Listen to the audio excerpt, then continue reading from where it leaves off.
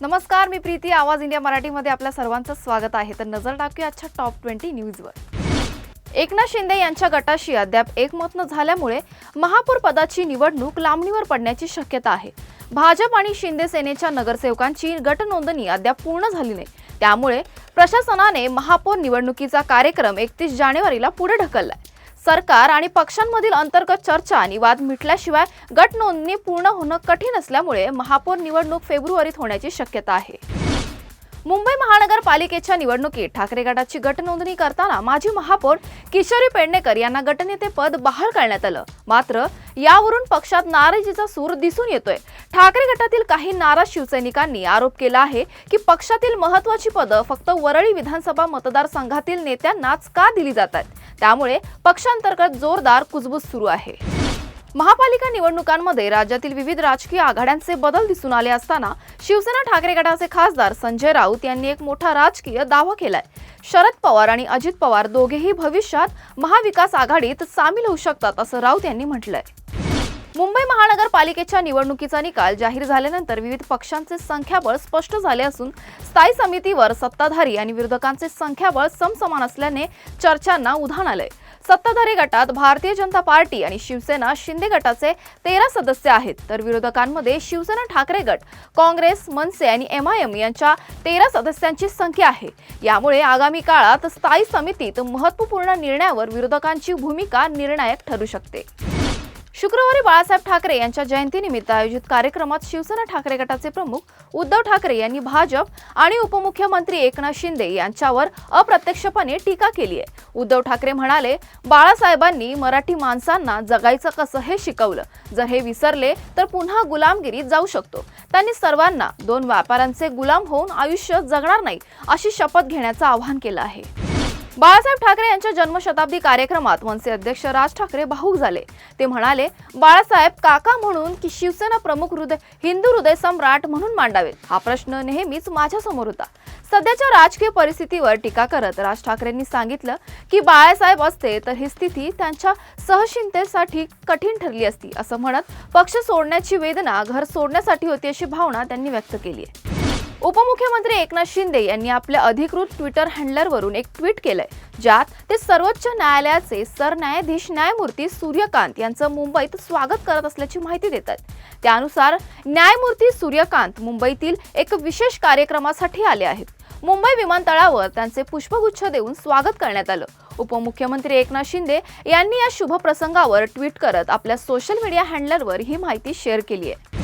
शिवसेना पक्ष आणि चिन्हाबाबत सर्वोच्च न्यायालयात सुरू असलेल्या सुनावणीला 3 वर्ष झाली तरी अद्याप निकाल का लागला नाही यावर संजय राऊत यांनी चिंता व्यक्त केली आहे. राऊत यांनी एकनाथ शिंदे यांच्या ट्विटरवर प्रतिक्रिया दिली असून 3 वर्ष तारीख पे तारीख अशी वाक्ये जोडली आहेत.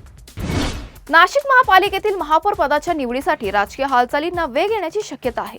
याबाबत अंतिम निर्णय मुख्यमंत्री देवेंद्र फडणवीस आणि स्थानिक आमदार गिरीश महाजन घेणार असल्याची माहिती मिळते. सध्याच्या परिस्थितीतील महापौर पदासाठी नेत्यांची लॉबिंग सुरू झाली आहे. मुंबई, ठाणे, पुणे आणि पिंपरी चिंचवड महापालिकेतील महापौर निवडीचा निर्णय घेऊन नाशिकचा नंबर लागण्याची शक्यता आहे. सोलापूर जिल्हा परिषद निवडणुकांसाठी ठाकरे गट आणि शिंदे गटाची महाआघाडी स्थापन झाली आहे. भाजप विरोधात शिवसेना, राष्ट्रवादी आणि अन्य पक्ष एकत्र येतात. ठाकरे गटाचे आमदार दिलीप सोपल यांनी मेळाव्याला येण्याचे आवाहन केले. भाजपचे माजी आमदार राजेंद्र राऊत यांच्या नेतृत्वात या निवडणुका लढल्या जाणार आहेत. यावर संजय राऊत यांनी तीव्र नाराजी व्यक्त केली असून सोलापूरमधील स्थानिक राजकारणाबद्दल लवकरच माहिती घेतली जाईल असं त्यांनी सांगितलं. महिला व बालविकास मंत्री अदिती तटकरे यांनी मुख्यमंत्री माझी लाडकी बहीण योजनेसंदर्भात महत्त्वाची घोषणा केली आहे. योजनेसंबंधी शंका आणि तक्रारींचे निरसन करण्यासाठी 181 हेल्पलाईन क्रमांक सुरू करण्यात आलाय. अदिती तटकरे यांनी सांगितलं की EKYC प्रक्रियेदरम्यान काही लाभधारकांनी चुकीचा पर्याय निवडल्यामुळे त्यांच्या लाभात अडचणी निर्माण झाल्या आहेत. अशा तक्रारींचे निरसन करण्यासाठी हेल्पलाईनवर मदत उपलब्ध करून देण्यात येणार आहे.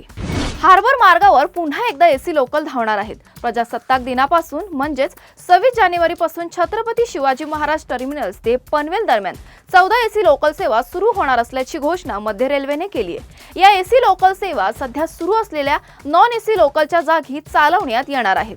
यामुळे हार्बर मार्गावरील प्रवाशांचा प्रवास अधिक आरामदायी होणार आहे. प्रवाशांची वाढती मागणी लक्षात घेऊन हा निर्णय घेण्यात आल्याचं रेल्वेकडून सांगण्यात आलंय. मुंबईतील ओशिवरा परिसरात 18 जानेवारी रोजी दुपारी 12:30 वाजता गोळीबार झाल्याची घटना घडली आहे. या प्रकरणात अभिनेता कमाल आर खान याला ओशिवरा पोलिसांनी अटक केली आहे. गोळीबार नालंदा इमारतीच्या दिशेने करण्यात आला, ज्यात एका मॉडेल आणि लेखकाच्या घराचा समावेश आहे. पोलिसांकडून या घटनेला फिल्म इंडस्ट्रीशी संबंधित असण्याची शक्यता व्यक्त करण्यात आली आहे. बॉलिवूडचे प्रसिद्ध निर्माते आणि दिग्दर्शक विक्रम भट यांच्या अडचणी वाढत असून त्यांच्यावर वर्सोवा पोलीस ठाण्यात फसवणुकीचा गुन्हा दाखल करण्यात आलाय. मिळालेल्या माहितीनुसार विक्रम भट यांनी काही व्यावसायिकांकडून पैसे घेतले होते. सिनेमा आणि इतर गुंतवणुकीत चांगला परतावा मिळवून देऊ असं वचन दिलं होतं, पण पैसे घेतल्यावरही परतावा न दिल्याने फसवणुकीचा आरोप करण्यात आला आहे. मुंबई विमानतळावर शुक्रवारी महसूल गुप्तचर संचालनाच्या पथकाने 1.815 किलो सोनं जप्त केलंय, ज्याची बाजारात किंमत रुपये 2.89 कोटी आहे. सोन्याचा साठा सौदी अरेबियाच्या रियादहून आंतरराष्ट्रीय कुरिअरद्वारे मुंबईला पाठवला गेला होता. गुप्त माहितीच्या आधारे तपासणी केली असता एक ग्राइंडिंग मशीनमध्ये लपवलेले 32 सोन्याचे तुकडे सापडले. या प्रकरणात 2 संशयितांना अटक करण्यात आली आहे आणि DRAने साठा जप्त केला आहे. वस्तू आणि सेवा कर विभागातील कर्मचारी सचिन जाधवर यांनी 16 जानेवारी रोजी आत्महत्या केली असून त्यांचा मृतदेह त्यांच्या कारमध्ये आढळला आणि त्याच्याजवळ एक नोट सापडली आहे, ज्यात प्रदीप काटे यांच्यावर मानसिक त्रास देण्याचे आरोप होते. 7 दिवसानंतर सचिन जाधवर त्यांच्या पत्नीच्या फिर्यादीवरून प्रदीप काटे यांच्या विरोधात आत्महत्येस प्रवृत्त केल्याचा गुन्हा दाखल करण्यात आलाय. मुंबई आणि आसपासच्या शहरातील वाढते वायू प्रदूषणावर दाखल याचिकेवर न्यायालयात शुक्रवारी सुनावणी झाली, ज्यात श्वसन विकारांच्या रुग्णांमध्ये 30% वाढ झाल्याचा दावा करण्यात आलाय. लहान मुले आणि ज्येष्ठ नागरिक यांना याचा जास्त फटका बसत असल्याचं सांगण्यात आलंय. यावर न्यायालयाने तीव्र नाराजी व्यक्त करत मग ही यंत्रणे लावलीच कशासाठी असा सवाल केलाय. बांधकाम, वाहतूक, कचरा आणि उद्योगांमुळे प्रदूषण होत असल्याचं स्पष्ट करत न्यायालयाने महापालिकेला अहवाल सादर करण्याचे आदेश दिलेत. रायपूरमध्ये भारत आणि न्यूझीलंड यांच्यात झालेल्या T20 सामन्यात टीम इंडियाने सलग दुसरा विजय मिळवलाय. कर्णधार सूर्यकुमार यादव आणि ईशान किशन यांच्या तुफानी खेळीच्या जोरावर भारताने हा सामना 7 विकेट्सने जिंकलाय. या विजयासह टीम इंडियाने मालिकेत 2-0 अशी भक्कम आघाडी घेतली आहे. सूर्यकुमार यादव आणि ईशान किशन यांच्या आक्रमक खेळामुळे भारताने सामना आपल्या बाजूने झुकवला. तिसऱ्या विकेटसाठी या जोडीने 122 धावांची वादळी भागीदारी केली, ज्यात ईशान किशनने 21 चेंडूमध्ये अर्धशतक झळकावलं. ईशानने 32 चेंडूत 76 धावा केल्या, ज्यात 11 चौकार आणि 4 षटकारांचा समावेश होता. तर सूर्यकुमार यादवनेही आक्रमक फटकेबाजी केली आणि अर्धशतक ठोकलं. अखेर शिवम दुबेच्या योगदानामुळे भारताने विजयावर शिक्कामोर्तब केला आहे. बिग बॉस मराठीच्या घरात दुसरा भाऊचा धक्का पार पडला असून यावेळी रितेश देशमुखांनी थेट अनुश्रीची शाळा घेतली आहे. राशन टास्क दरम्यान अनुश्री आणि प्राजक्तामध्ये झालेल्या वादानंतर अनुश्रीने केलेली शिवीगाळ आणि आईला घेऊन आलीस आता बाबांना घेऊन ये हे वक्तव्य वादाचं कारण ठरलंय. भाऊच्या धक्क्यावर रितेशने याच मुद्द्यावर अनुश्रीला जाब विचारला. अनुश्री हसत प्रतिक्रिया देताच रितेश संतापले आणि स्पष्ट शब्दात शिस्तीची जाणीव करून दिली.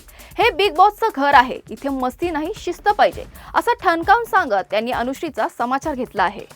तुर्तास वेळ झाली, इथेच थांबण्याची. नवीन बातम्या बघण्यासाठी पाहत राहा आवाज इंडिया मराठी.